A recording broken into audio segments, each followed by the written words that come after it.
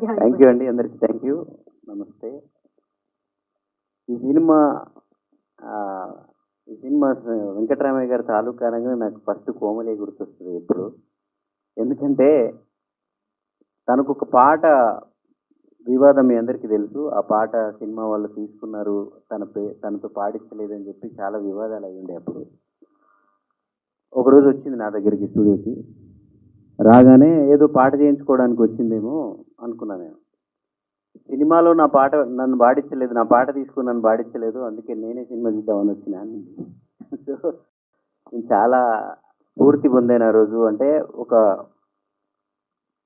జనరల్గా అంటే మా కుటుంబానికి సంబంధించిన తను, అంటే మ్యూజిక్ డైరెక్టర్, సింగర్స్, రైటర్స్ అంతా మాదంతా ఒక కుటుంబం లాగా ఫీల్ అవుతుంది. అంటే మా దాంట్లో నుంచి ఒక అమ్మాయి, అందులో తెలంగాణ లాంటి ప్రాంతం నుంచి ఒక అమ్మాయి వచ్చి సినిమా తీస్తా అంటే, మరి సినిమా తీయాలంటే ఎంత కష్టం ఉంటుంది, దాన్ని రిలీజ్ చేయాలంటే ఊరికే తీయంగానే సరిపోదు, పెద్ద పెద్ద వాళ్ళే చాలా కష్టాలు పడుతున్నారు అంటే, అప్పుడు సతీష్ డైరెక్టర్ తను నాకు అంతకుముందే తెలుసు.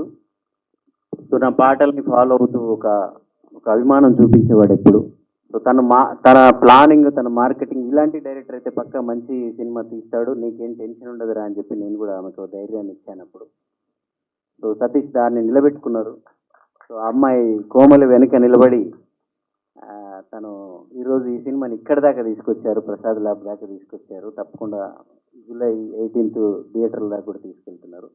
ఇంకేమైనా ఈవెంట్స్ ఉంటాయా ఇందులో చెప్పేనా? మొత్తం ఉంటాయి కదా.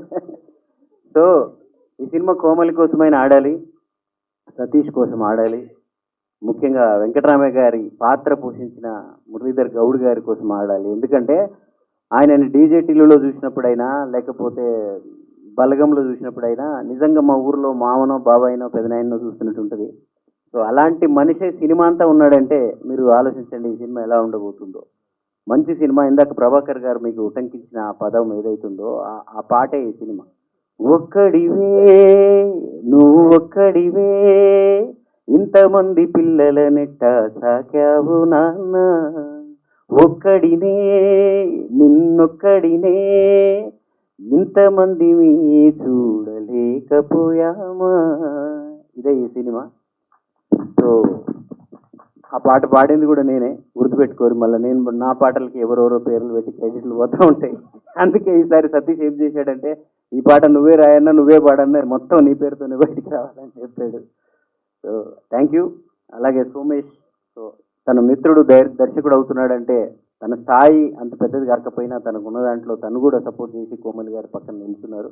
ఈ సినిమా రిలీజ్ చేస్తున్న ప్రైమ్ షో వల్ల కూడా కొత్త కొత్త ప్రొడ్యూసర్లు, కొత్త వాళ్ళు వచ్చినప్పుడు మన మీడియా వాళ్ళు ఎలా అయితే మీరంతా ఆశీర్వదిస్తారో, నాకు ఒక హ్యాపీనెస్ ఏంటంటే, ఇంకోటి ఒక folk singer biopic Garividi Lakshmi, ఉత్తరాంధ్రకు సంబంధించిన ఒక గరివిడి లక్ష్మి బయోపిక్ తీస్తున్నారు పీపుల్ మీడియా వాళ్ళు గౌరీనాథ్ డైరెక్షన్లో. దానికి నేనే మ్యూజిక్ డైరెక్టర్ అయ్యాను. ఒక ఫోక్ సింగర్ ప్రొడ్యూసర్గా చేస్తున్న సినిమా కూడా నేనే మ్యూజిక్ డైరెక్టర్ అయ్యాను.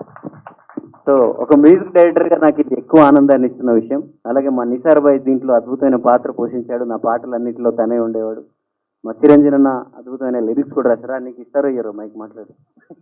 నేను పాటలు రాసేటప్పుడు నాకు ఎవరు చెప్పడమే కాదండి, యాక్చువల్లీ ఏ సినిమాకి పాట రాసినా డబ్బులు రాగానే వరంగల్ పోతాడు పాపం. వాళ్ళ అమ్మ ఎప్పుడు బెడ్ మీదే ఉంటుంది, అమ్మ కోసం పోతూ ఉంటాడు. అంత మంచి కొడుకు ఆయన. అలాగే దివిజ, నిన్న ఒకటి అడగాలని ఎప్పటి నుంచి అనుకుంటున్నాను నేను. నువ్వు 3 సినిమాలు చేస్తే 3టికి నేనే, నువ్వు రికమెండ్ చేస్తున్నావు నన్ను ఏమన్నా? 3 సినిమాలు చేస్తుంది హీరోయిన్గా, అన్ని సినిమాలకి నేనే మ్యూజిక్ డైరెక్టర్. నేనైతే నిన్ను చేయలే, నువ్వు నన్ను చేస్తున్నావేమో నాకు తెలియదు. సో హీరో గారు, అలాగే అందరు సినిమాలు నటించిన అందరికీ కూడా అభినందనలు. థ్యాంక్ యూ సతీష్ భాయ్. ఈయన ఎంత గొప్ప డైరెక్టర్ అంటే, ఒక సినిమా పూర్తే కాలేదు, రిలీజే కాలేదు, ఇంకో సినిమా ఆఫీస్ మొదలు పెట్టించాడు అప్పుడే. అంటే ఎంత మంచి డైరెక్టర్ కూడా మీరు అర్థం చేసుకోవచ్చు. సో మీరు ఆ నమ్మకంతో థియేటర్కి వచ్చేయచ్చు, సినిమా చూడొచ్చు. ఇలాంటి సినిమాలు హిట్ అవ్వాలి, ఇంకా చాలా మంది పల్లెల్లో నుంచి డబ్బులు పట్టుకొని వచ్చేస్తారు మా కోమల్ గారి బాటలో. సో ఆ ఆశీర్వాదం మీరు అందరు ఇస్తారని, ఇవ్వాలని మనస్ఫూర్తిగా కోరుకుంటున్నా. Thank you sir. ఒక్క నిమిషం సార్, మీతో పనులు సార్. అంటే యాక్చువల్లీ ప్రతి ఒక్కరికి ఫాదరే ఫస్ట్ హీరో, తర్వాతే నెక్స్ట్ చాలా మంది ఇష్టపడుతూ ఉంటాం. అండ్ మీకు ఇప్పుడు చూస్తే మొత్తం ఫాదర్ ఎమోషన్తోనే ట్రావెల్ అవుతుంది. తర్వాత ఈ సినిమా చూసిన తర్వాత వెంకటరామయ్య గారి ఫ్యామిలీ గుర్తొస్తుంటుంది. ఇప్పటి వరకు ఫాదర్ మీద చాలా సాంగ్స్ ఉన్నాయి. ఫాదర్ డే గుర్తొస్తే ఖచ్చితంగా మీ సాంగ్తో కూడా పోస్టులు పెడుతుంటాం, లైక్ విమానం. నువ్వు కన్నా విమానం కాదు, కలలే. ఒక ప్రైవేట్ చాలా ఛానల్ ఉన్నాయి. ఉంది. కానీ నిందించకరా నాన్న. మా అందరికి చాలా ఫేవరెట్ ఉంది. ఆ పాట చాలా బాగా ఇష్టం కాబట్టి ఒకసారి ఒక వన్ లైన్ నిన్ననే ఫాదర్స్ డేకి మొత్తం స్టేటస్ మొత్తం అవే స్టేటస్లు ఉన్నాయి. ఒకసారి ఒక 2 లైన్లు మీ పాట. నాన్న, నేను మీ అందరికి తెలుసు కొంచెం ఎక్కువ అమ్మ గురించి అందరు చెప్పిన మహానుభావులు అందరు ఉన్నారని నేను నాన్న పక్షాన్ని వహించేశాను. సో విమానం సినిమాలో అయినా ప్రైవేట్ సాంగ్లో అయినా ఇప్పుడు వెంకటరమయ్య అయినా ఎక్కువ నాన్న పాటలే చేస్తూ ఉంటాను నేను. నాన్న ప్రేమ అంత ఈజీగా అర్థం కాదు, చాలా కష్టం నాన్న ప్రేమ అని తెలుసుకోవడం.